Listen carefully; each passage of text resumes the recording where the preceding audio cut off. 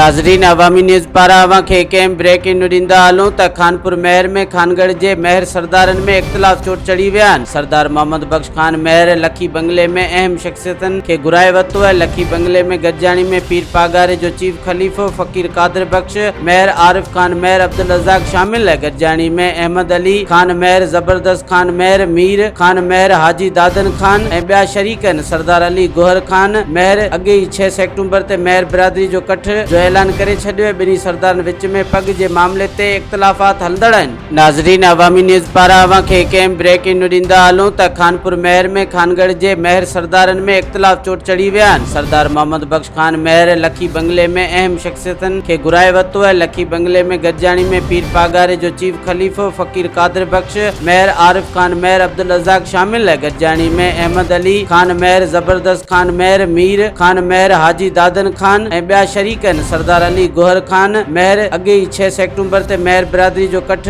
जो ऐलान करे छॾियो आहे। ॿिन्ही सरदारनि विच में पग जे मामले ते इख़्तिलाफ़ात हलंदड़ आहिनि।